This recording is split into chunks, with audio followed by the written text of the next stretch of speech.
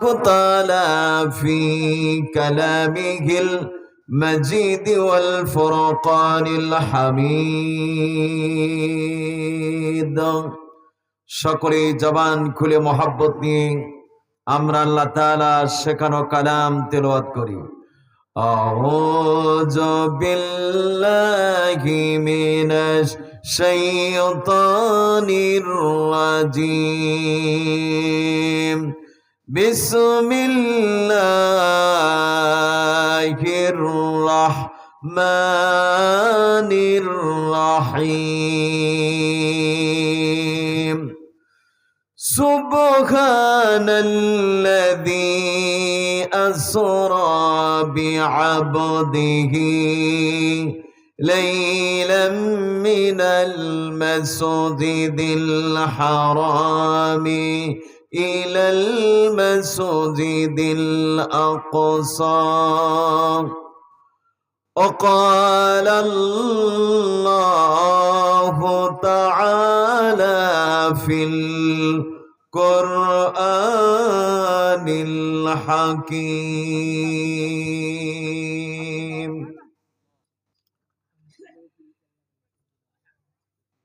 يا أيتها النفس المطمئنة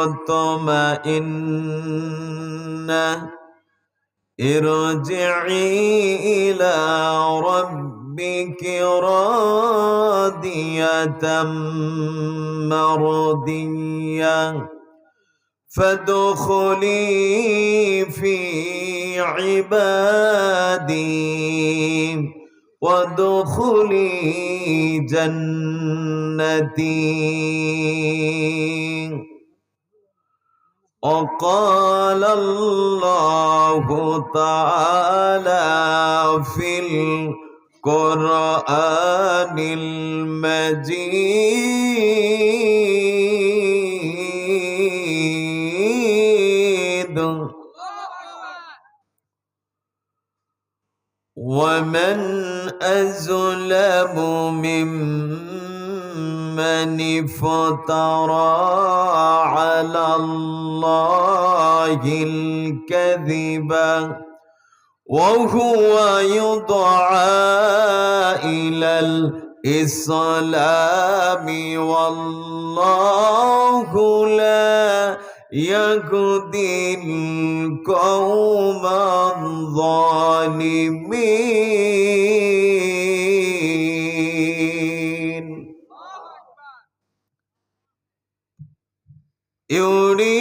يريدون ليطفئوا نور الله بأفواههم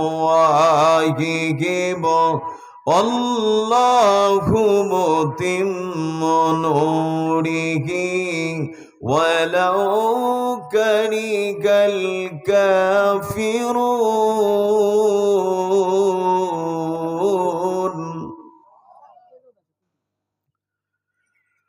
والذي أرسل رسوله بالهدى ودين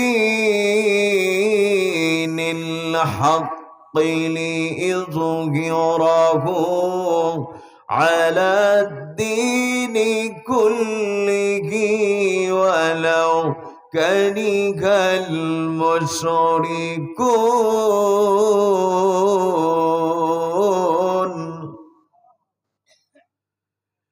يا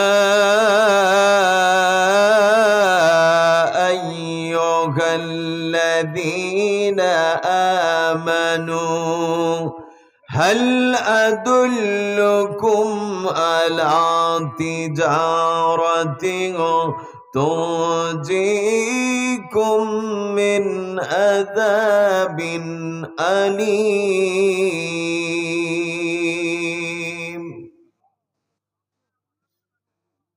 تؤمنون بالله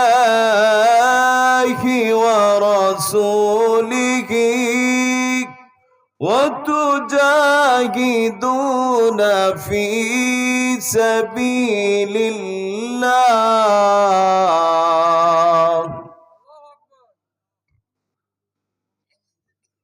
وتجاهدون في سبيل الله بأموالكم وأنفسكم ذلكم خير لكم إن كنتم تعلمون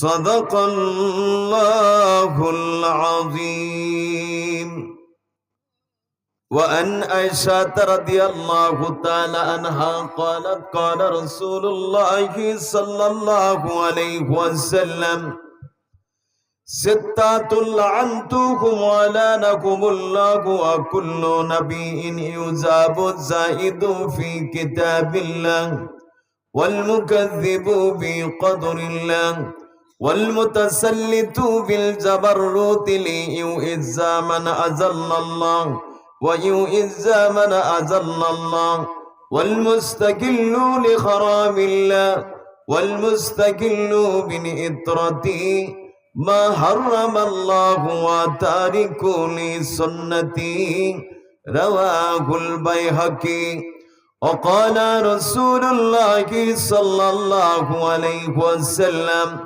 إقامة من حد من حدود الله خير متار 40 ليلة في بلاد الله رواه البخاري إن الله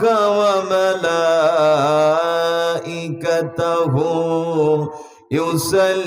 يصلون على النبي يا أيها الذين آمنوا صلوا عليه وسلموا تسليما اللهم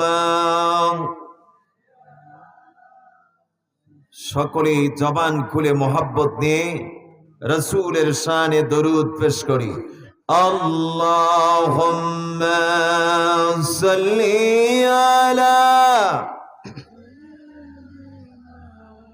মাওলানা মুহাম্মদ ওয়া আলা আলি সাইয়্যিদিনা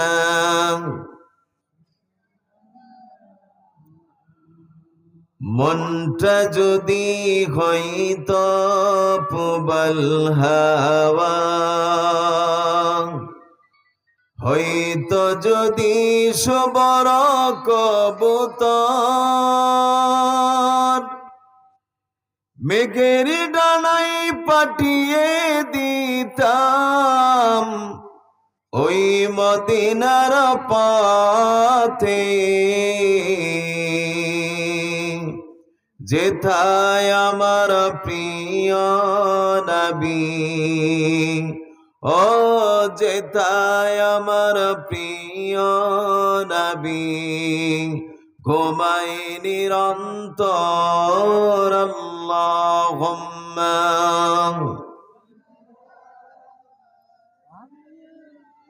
মাওলানা মুহাম্মদ وعلى آل سيدنا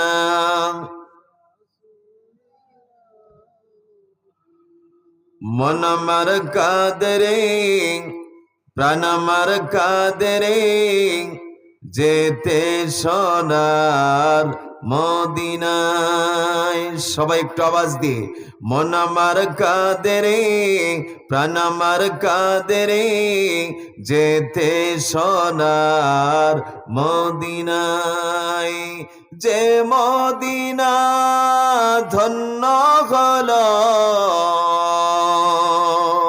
যে মদিনা ধন্য হলো প্রিয় নবীজির কদমে মন আমার কাদরে প্রাণ আমার কাদরে যেতে সোনার মদিনায় আল্লাহুম্মা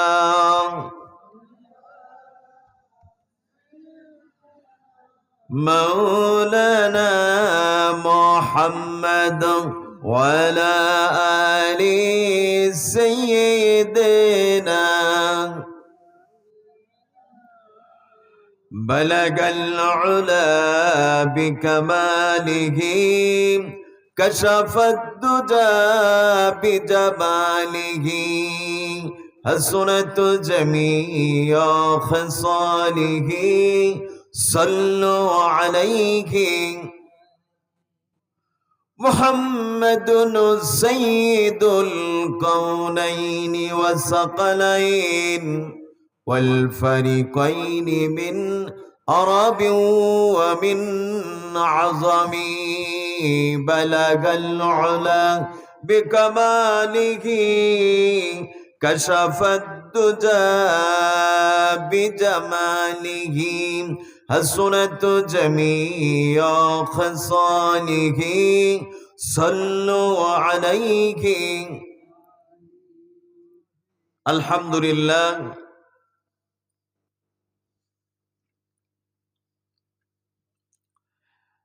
দশমাত সারিমাতা বাজার জামি মসজিদ ইন্তেজামিয়া কমিটি কর্তৃক আয়োজিত আজকের এই তাফসীরুল কোরআন মাহফিলের সম্মানিত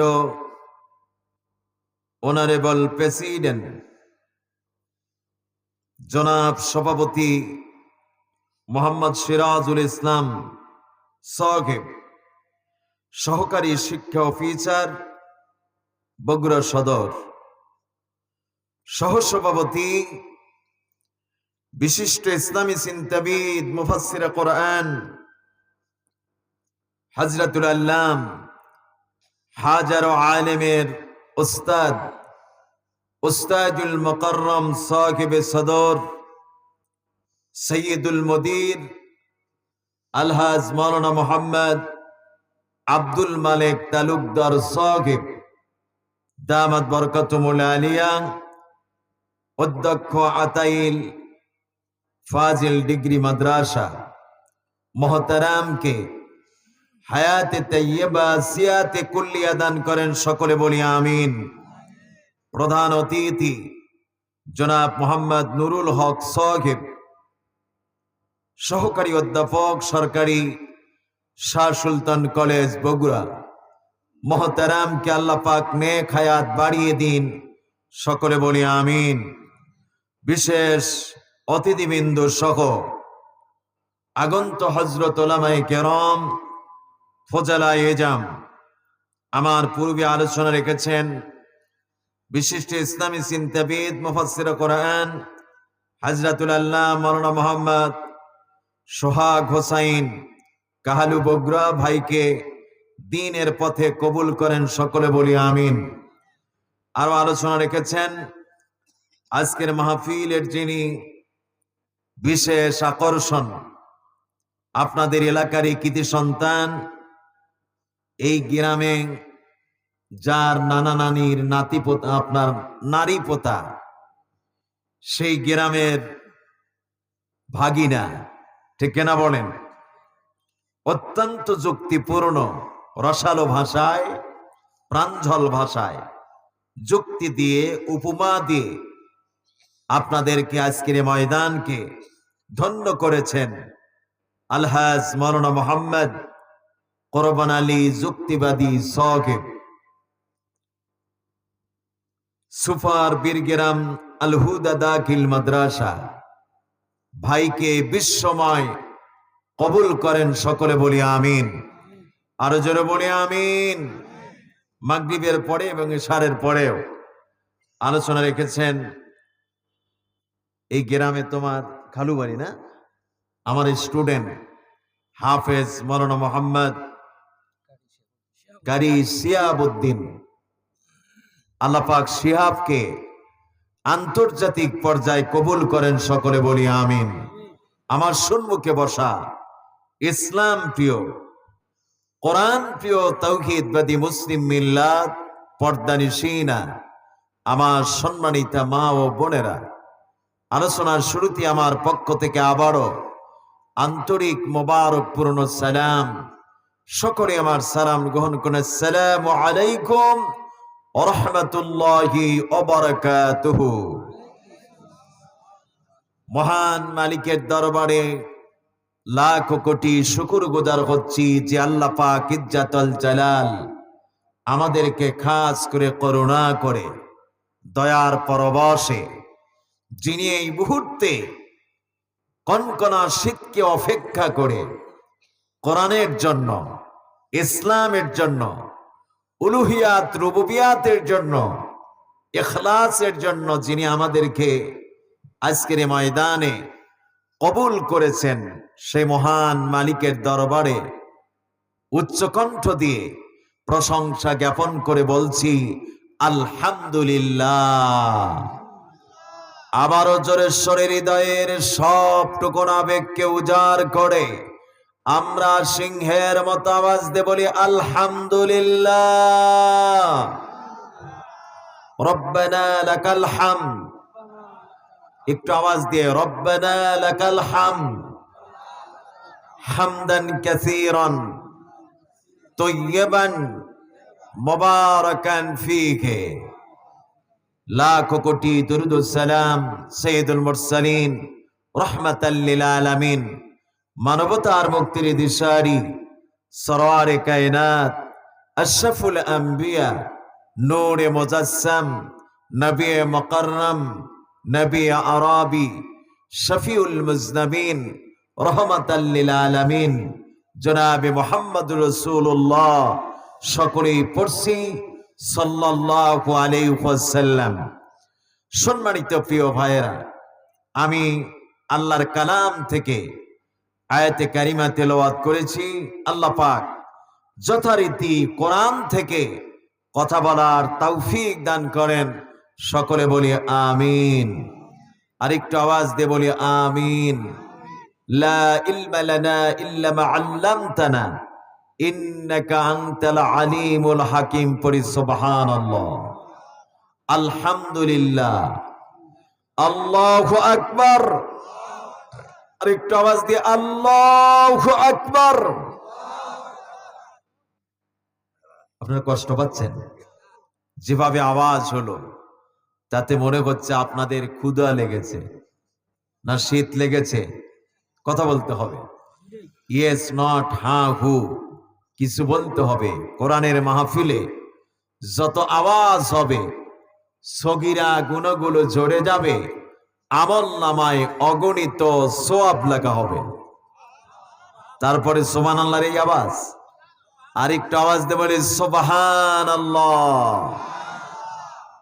বিশ্বনবী বলেছেন, যেখানে আল্লাহ নামের তাকবীরের আওয়াজ হবে সেই জায়গায় কোনোদিন বাতিল শক্তি, শয়তানি শক্তি, তাগুতি শক্তি প্রতিষ্ঠিত হতে, জোরে বলেন হতে। তো আমরা কি চাই যে আজকের ময়দানে বাতিল শক্তি প্রতিষ্ঠিত হোক? এটাকে চাই। কারা কারা চাই না একটু আল্লাহকে হাত তুলে দেখান। নারায়ে তাকবীর, নারায়ে তাকবীর।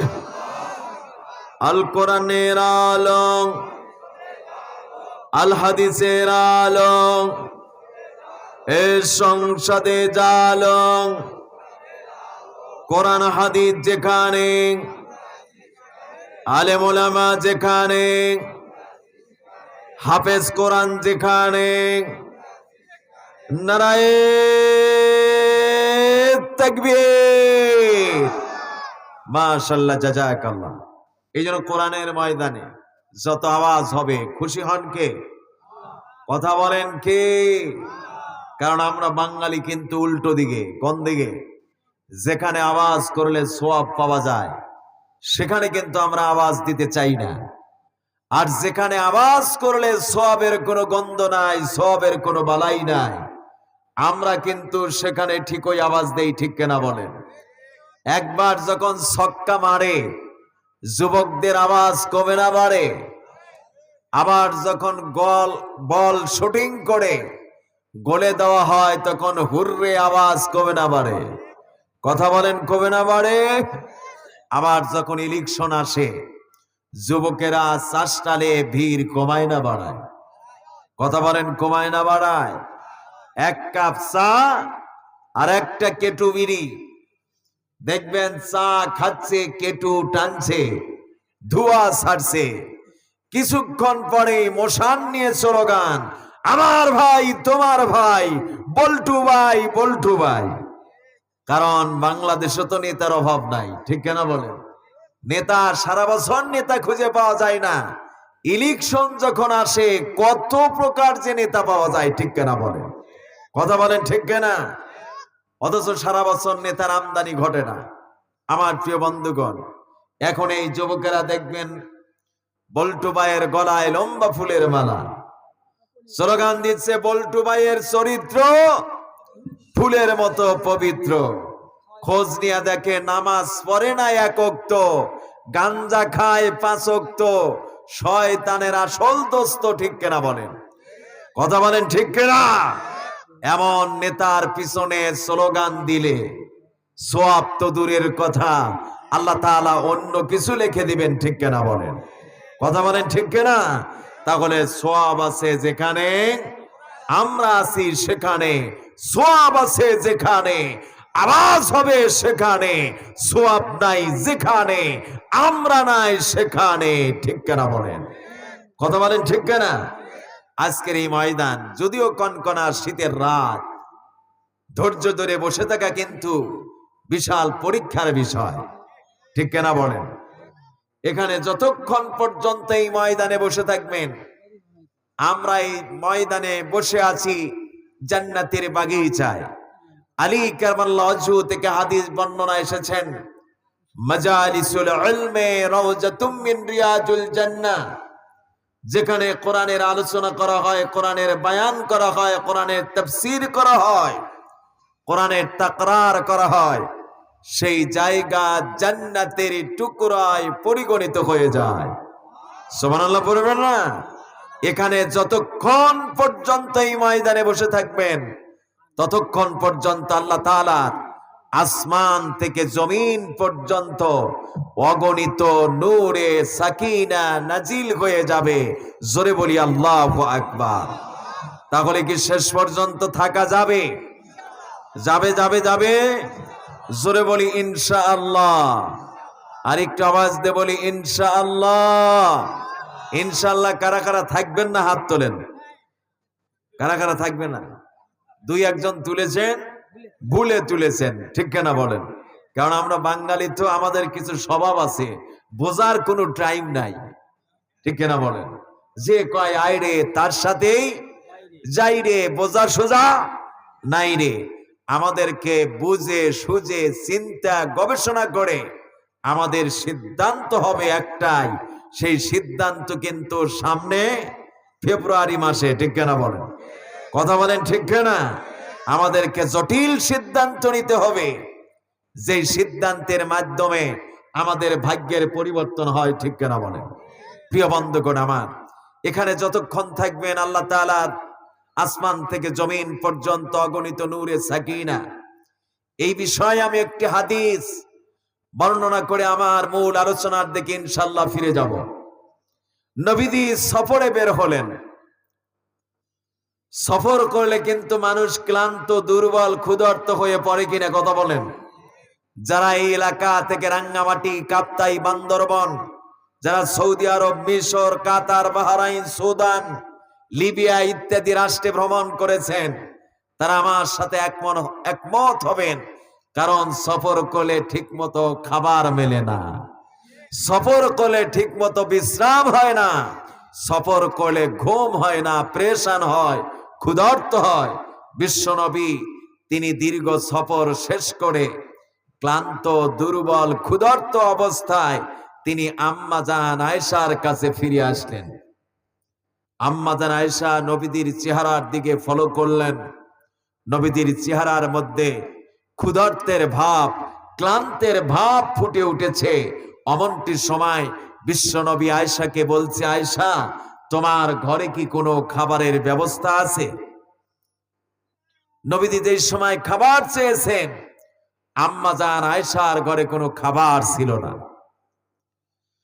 আম্মা জান আয়েশা চিন্তা করতে লাগলেন, আহারে, নবীজি সফর করেছেন, ক্লান্ত দুর্বল ক্ষুধার্ত অবস্থায় আমার কাছে খাবারের জন্য নিবেদন করেছেন।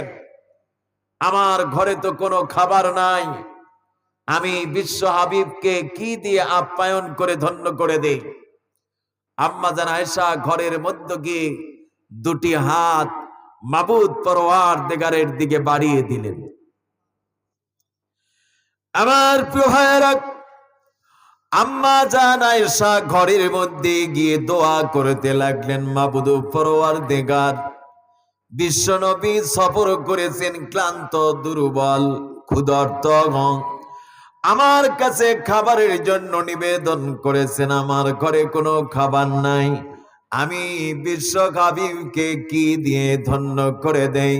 তোমার কাছে ফরিয়াদ করে জানাই, মাবুদ পরওয়ারদিগার, তুমি তোমার হাবিবের জন্য এই মুহূর্তে কিছু খাবারের ব্যবস্থা করে দাও, যেই খাবারগুলো দিয়ে আমি বিশ্ব হাবিবকে যেন আপ্যায়ন করতে পারি। জোরে বলেন সুবহানাল্লাহ।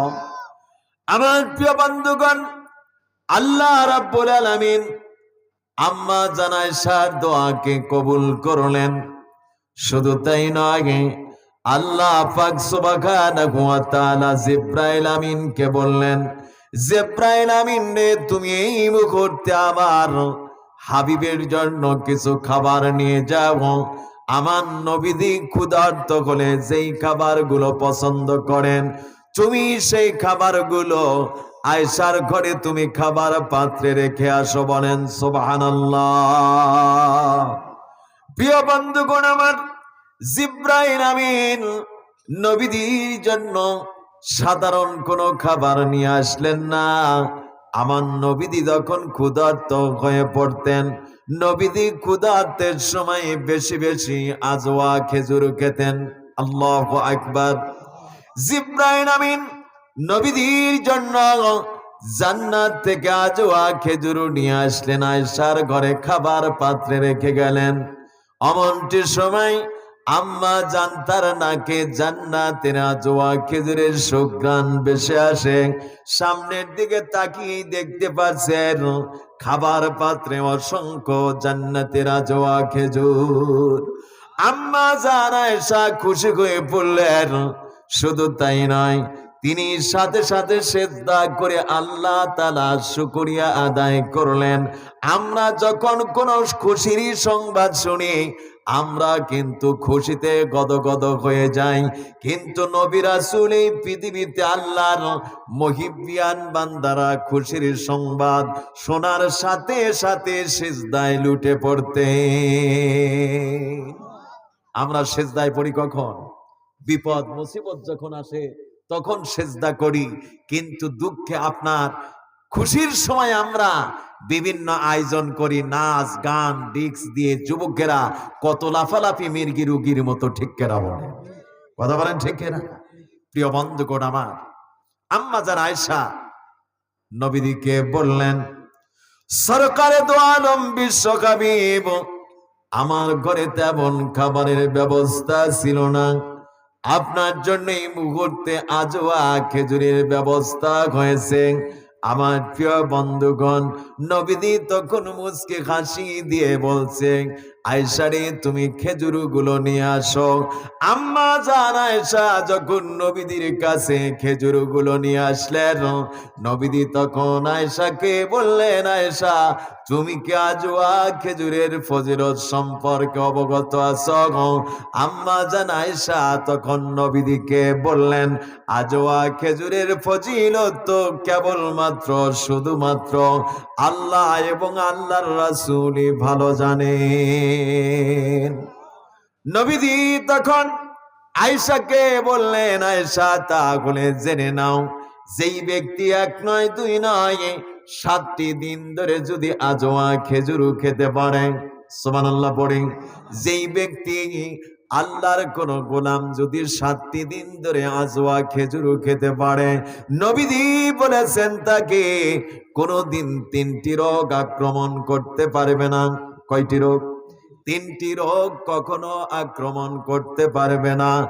এক নম্বর, যেই ব্যক্তি আজোয়া খেজুর খাবে তার কোনোদিনে হার্টের প্রবলেম হবে না।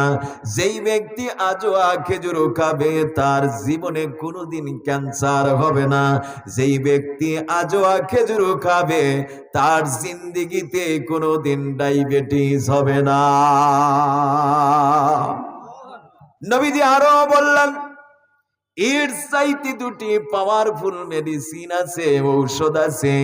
যদি তোমরা দৈনন্দিন সকাল সন্ধ্যা খেতে পারো তাহলে জেনে রাখো মৃত্যুবাদের সমস্ত রোগ থেকে আল্লাহ পাক নিরাময় দান করবেন।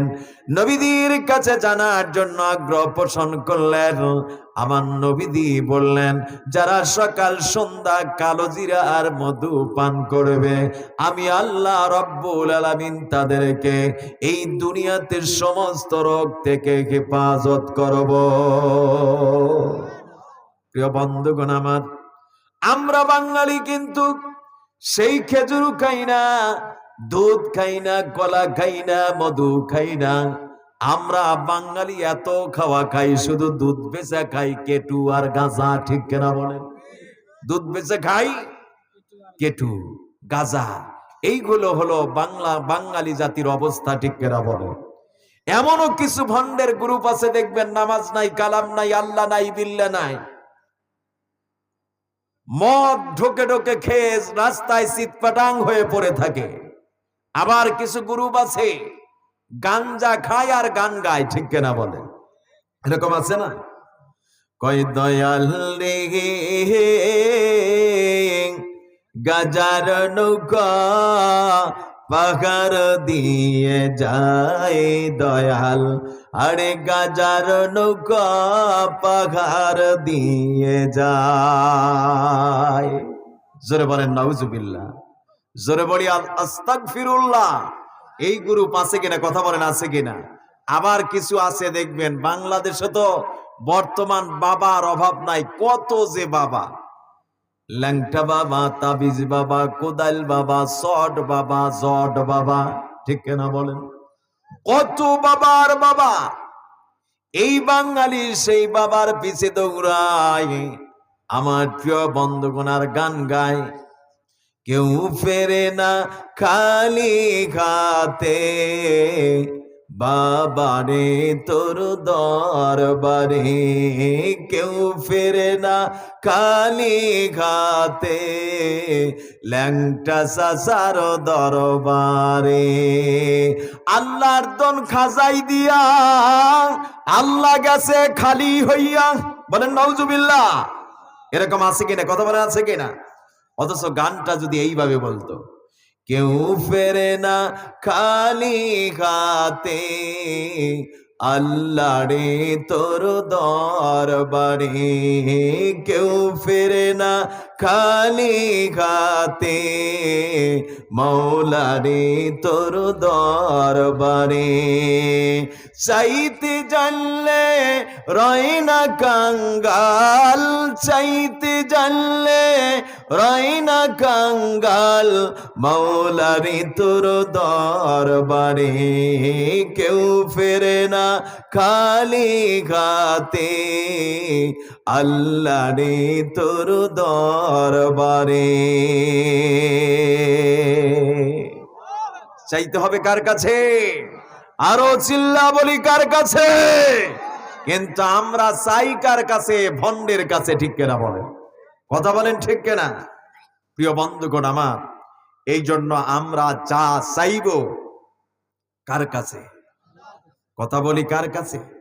আর চাইতে হবে নফল নামাজ পড়ে পড়ে। প্রিয় বন্ধুগণ আমার, আয়েশার দেওয়া খেজুর গুলো নবীজি ভক্ষণ করলেন, আয়েশার মুখে তুলে দিলেন। কিছুক্ষণ পরে নবীজি আয়েশাকে বললেন, আয়েশা তুমি একটু আমার জন্য বিশ্রামের ব্যবস্থা করে দাও। আম্মা জান আয়েশা নবীজির জন্য একটা খেজুর চাটার বিছানা পেরে দিলেন। আমার নবীজি খেজুর চাটার বিছানার উপর ঘুমিয়ে পড়লেন। আয়েশা লক্ষ্য করলেন নবীজি যেই জায়গায় ঘুমিয়ে আছেন, নবীদের শিহরের কাছে কে যেন পাখা দিয়ে বাতাস করছে, বলেন সুবহানাল্লাহ। নবীজিকে যিনি বাতাস করেছেন তিনি তো দুনিয়ার কেউ নয়, তিনি আল্লাহ তাআলার রহমতের ফেরেশতা। ফেরেশতা নবীজিকে বাতাস করে। নবীজির বিশ্রাম, ঘুম ভেঙে গেল। বিশ্রাম যখন নিলেন, এমনটির সময় বিশ্বনবী আয়েশাকে বললেন, আয়েশা তুমি আমার সবচাইতে উত্তম পোশাকটা বের করে নিয়ে আসো। আম্মা জান আয়েশা নবীদের পোশাক নিয়ে আসলেন। নবীজি পোশাক পরিধান করলেন, আয়েশার ঘর থেকে বের হয়ে পড়লেন। আম্মা জান আয়েশা ঘরের জানালা খুলে তাকিয়ে আছেন। নবীজি কোথায় যান, কি করেন, এই নিদর্শনকে দেখার জন্য। আমার প্রিয় বন্ধুগণ, আম্মা জান আয়েশা ঘরের জানালা খুলে দেখতে পারলেন নবীজি কদম মোবারক মেরে মেরে ওই পাহাড়ের পাদদেশে রওনা করেছেন। পাহাড়ের পাদদেশে অসংখ্য সাহাবীরা নবীজির অপেক্ষায় বসে আছেন। নবীজি যখন তাদের মাঝে গমন করলেন, অমনটি সময় সকল সাহাবীরা নবীজিকে সম্মান নিবেদন করার জন্য দাঁড়িয়ে গেলেন। আমার প্রিয় বন্ধুগণ, আমার নবীজি তখন সকল সাহাবীদেরকে হাতের ইশারা দিয়ে বসার জন্য অনুমতি প্রদান করলেন। আমার ভাইয়েরা, আমাদের কাছে কোন আলেম ওলামা যখন আসে, কোন মুরব্বী যখন আসে, আমরা দাঁড়ানো তো দূরের কথা, সালাম পর্যন্ত দেই না, ঠিক কিনা বলেন? এরকম আছে কিনা? কথা বলেন, আছে কিনা? প্রিয় বন্ধুগণ আমার, সকল সাহাবীরা মাটিতে বসে আছেন। আমার নবীজি যেই জায়গায় দাঁড়িয়ে দাঁড়িয়ে কোরআনুল কারীমের তেলাওয়াত শুরু করলেন, ঠিক সেই জায়গায় নবীজি যখন কোরআন পড়তেন, চন্দ্র সূর্য লৌহ কলম গাছ বৃক্ষ তরুলতা পিপিলিকা মৎস্যকুল সকলেই নিস্তব্ধতা বিরাজমান করে করে নবীজির কণ্ঠ থেকে আল্লাহর বাণী শুনে তারা ধন্য হয়ে যেত। আমার প্রিয় বন্ধুগণ, নবীজি বলেন, আমি যখন কোরআন তেলাওয়াত করতাম, হাজার হাজার জিনেরা পর্যন্ত কোরআন শুনে শুনে তারা তাওহীদের কালেমা পড়ে ইসলাম কবুল করত। আমার নবীজি বলেন, আমি এমন একটা রজনীতে যখন আল্লাহর বাণী তেলাওয়াত করতেছিলাম, ওই সময় আমি ফলো করলাম আমার সম্মুখে অসংখ্য জিনেরা বসে আছে। এই জিনদের মধ্যে যিনি সরদার, তাফসীরের মধ্যে বর্ণনায় পাওয়া যায় সূরা জিনদের নামে একটা কোরআনুল কারীমের মধ্যে সূরা আছে কিনা কথা বলতে হবে। জিনদের নামে সূরা একটা নাজিল হয়েছে। আমার প্রিয় বন্ধুগণ, এই জিনদের নামে যেই সূরা রয়েছে, সূরা জিনের তাফসীর পড়ে দেখবেন, তাফসীরে মাঝারির বর্ণনায় তাফসীর ইবনে কাসির রাহমাতুল্লাহ আলাইহি তিনি বর্ণনা করেছেন। আমার প্রিয় বন্ধুগণ, এই জিনদের মধ্যে যিনি সর্দার ছিলেন তার নাম ছিল হুমা নামক জিন, বলেন মারহাবা। এই হুমা নামক জিন নবীজির তেলাওয়াত শুনতে শুনতে এক পর্যায়ে দাঁড়িয়ে গিয়ে নবীজিকে সম্বোধন করে বলছে, ইয়া নবী আল্লাহ, ইন্না সামি'না কুরআনা আযাবা। হে রাসূল, আপনি কি আশ্চর্য ধরনের তেলাওয়াত শোনালেন, এত সুন্দর তেলাওয়াত আজ পর্যন্ত পৃথিবীতে আমাদেরকে কেউ শোনাতে পারে না। এত সুন্দর তেলাওয়াত আমাদেরকে কেউ শোনাতে পারে নাই। আমরা জাব্বুর কিতাবের তেলাওয়াত শুনেছি, আমাদেরকে মুগ্ধ করতে পারে নাই। অথচ তাফসীরের বর্ণনায় পাওয়া যায়, জাব্বুর কিতাব যখন দাউদ পয়গম্বর তেলাওয়াত করতেন, সাগরের মৎস্যকুল তেলাওয়াত শোনার জন্য ধন্য হয়ে যেত। সুবহানাল্লাহ পড়েন। আমার প্রিয় বন্ধুগণ, জিনেরা বলতেছি, ইয়া রাসূলুল্লাহ, ইয়া হাবিবাল্লাহ, আমাদেরকে সেই তিলাওয়াত মুগ্ধ করতে পারে নাই। আমরা মুসা নবীর কণ্ঠ থেকে তাওরাত কিতাবের তিলাওয়াত শুনেছি, আমাদেরকে আকর্ষণ করতে পারে নাই। আমরা ঈসা নবীর কণ্ঠ থেকে ইনজিল কিতাবের তিলাওয়াত শুনেছি, আমাদেরকে মুগ্ধ করতে পারে নাই। আপনি এমন তিলাওয়াত শুনালেন, না বলে আমরা পারছি না। এই মুহূর্তে আপনাকে সাক্ষী রেখে ঘোষণা দিচ্ছি, লা ইলাহা ইল্লাল্লাহু মুহাম্মাদুর রাসূলুল্লাহ, লা ইলাহা। একটু আওয়াজ দিয়ে মাইকে একটু ছাড়ো তোমারে। লা ইলাহা ইল্লাল্লাহ সুবহানাল্লাহ। আল্লাহ তোমার নাম জপিলে হৃদয়ে আমার শান্তি আসে জড়ে। আল্লাহ তোমার নাম জপিলে হৃদয়ে আমার শান্তি আসে। কি দয়াময়, কি মায়াময়, কি দয়াময়, কি মায়াময়, নামিতে তোমার মধু আসি। আল্লাহ তোমার নাম জপিলে হৃদয়ে আমার শান্তি লাগে।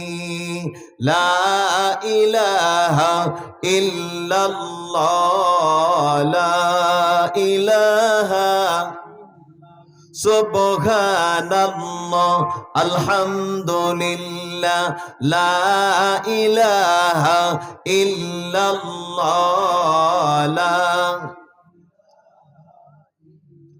কি দয়াময়, কি মায়াময়, কি দয়াময়, কি মায়াময়, নামেতে তোমার জাদু আছে।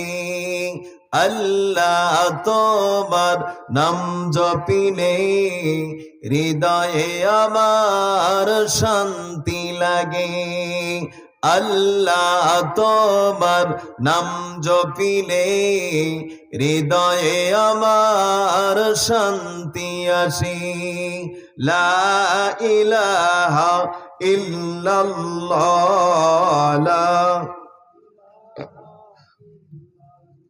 লা ইলাহা ইল্লাল্লাহু মুহাম্মাদুর রাসূলুল্লাহ। পড়ি সাল্লাল্লাহু আলাইহি ওয়াসাল্লাম। ভাই আপনারা কি কষ্ট পাচ্ছেন? কষ্ট পাচ্ছেন? আমার প্রিয় বন্ধুগণ, নবীজি এইভাবে যখন তেলাওয়াত করতেছিলেন, আম্মাজান ফলো করলেন। নবীজি যেই জায়গায় দাঁড়িয়ে কোরআনের তেলাওয়াত করছেন, ঠিক সেই জায়গায় আসমান থেকে জমিন পর্যন্ত অগণিত মশালদারে বৃষ্টি ঝরছে নবীজির মাথার উপর। নবীজি পানিতে ভিজে যাচ্ছেন। আয়েশা আকাশের দিকে ফলো করলেন, আকাশে কোনো মেঘ নাই, মেঘের কোনো চিহ্ন নাই। কেনই বা মেঘমুক্ত আকাশ থেকে নবীজির মাথার উপর এভাবে পানি ঝরে? আমার নবীজি যদি পানিতে ভিজে যায় কষ্ট পাবে, পেরেশান হবে, অসুস্থ হতে পারে। যার কারণে আম্মা জান আয়েশা নবীজির সদরে জাসাদ মোবারক মুছে দেওয়ার জন্য তিনি ঘরের মধ্য থেকে একটা গামছা বের করে দাঁড়িয়ে আছেন। সুবহানাল্লাহ। আমার প্রিয় বন্ধুগণ, কিছুক্ষণ পরে নবীজি আয়েশার কাছে ফিরে আসলেন। আয়েশার হাতে গামছা দেখে নবীজি বলছেন, আয়েশা রে, তুমি কেন গামছা হাতে নিয়ে দাঁড়িয়ে আছো? আয়েশা বলছেন, ইয়া রাসূলুল্লাহ, ইয়া হাবিবাল্লাহ, আপনি যখন আমার ঘর থেকে বের হয়ে পড়েছিলেন, আমি তখন ঘরের জানালা খুলে তাকিয়েছিলাম বিশ্ব নবী কোথায় যান, কি করেন, এই নিদর্শনকে দেখার জন্য আমি ফলো করলাম। আপনি যখন কদম মোবারক মেরে মেরে ওই পাহাড়ের পাদদেশে রওনা করেছেন, পাহাড়ের পাদদেশে অসংখ্য সাহাবীরা আপনার অপেক্ষায় বসেছিলেন। সকল সাহাবীরা যখন আপনাকে সম্মান করার জন্য দাঁড়িয়ে গেলেন, আপনি তাদেরকে হাতের ইশারা দিয়ে বসার জন্য অনুমতি প্রদান করলেন। সকল সাহাবীরা মাটিতে বসে পড়ল। বলেন সুবহানাল্লাহ। আপনি যেই জায়গায় দাঁড়িয়ে দাঁড়িয়ে কোরআনের আলোচনা করতেছিলেন, ঠিক সেই জায়গায় আমি ফলো করলাম আকাশ থেকে আপনার মাথার উপরে শুধু পানি ঝরতেছিল। আপনি পানিতে ভিজে যাচ্ছেন। আমি তখন আকাশের দিকে নজর করলাম, আকাশে কোনো মেঘ নাই, কোনো আপনার মেঘের কোনো চিহ্ন নাই। কেনই বা মেঘমুক্ত আকাশ থেকে আপনার মাথার উপর পানি ঝরে? আপনি পানিতে ভিজে যাচ্ছেন, কষ্ট পাবেন, অসুস্থ হতে পারেন। কারণ মক্কা মদিনার যেরকম গরম প্রবাহমান বিদ্যমান থাকে, অনুরূপ ভাবে বৃষ্টি বাদল যখন হয়ে যায় আবার ঠান্ডা হয়ে যায়। 2019 সালে যখন আমি হজে গিয়েছিলাম, আমার সাথে কোরবান ভাইও ছিল, আরো অনেকেই ছিলেন। 19 সালে আরাফার ময়দানে যখন একটা গুহার কাছে আমরা বসে বসে সেখানে জিকির আজকার করতেছিলাম, হঠাৎ করে এত উত্তাপ, গোটা আরাফার ময়দানে রোদের তাপ বহমান ছিল। হঠাৎ করে কোত্থেকে যেন এক টুকরো মেঘ চলে আসলো। সুবহানাল্লাহ। এই সূর্যটাই মেঘ ঢেকে ফেললো, গোটা আরাফার ময়দান একেবারে ছায়া হয়ে গেল। আমি সিজদায় পড়ে গেলাম, আল্লাহ তোমার কুদরতের নিশানা বোঝা বড় দায়। তুমি আজকে হজের ময়দানে, উত্তপ্ত এই ময়দানে তুমি এই মেঘের টুকরা দিয়ে গোটা আরাফার ময়দানকে তুমি ছায়া দান করলে হাজীদের জন্য। তোমার শুকরিয়া আদায় করে শেষ করা যাবে না। নিমিষের মধ্যে মেঘটা একটু বিস্তার করলো, তারপরে একটু একটু বাতাস আসতে লাগলো, বিদ্যুৎ চমকাতে লাগলো, তারপরে গুরু গুরু ডাকাডাকি শুরু করছে। নিমিষের মধ্যে এমন মুষলধারে পানি ঝরতেছিল, আমরা পাহাড়ের গুহায় একেবারে ভিজে গেলাম। তড়িৎ গতিতে শরীরটা ঠান্ডা হয়ে গোটা শরীর একেবারে কাঁপনে শুরু হয়ে গেল। আমি তখন মনে করলাম, আরে আম্মা জান আয়েশা নবীদের এই চিন্তাই করতেছিলেন, নবীদি হয়তো পানিতে ভিজে যাবে, কষ্ট পাবে।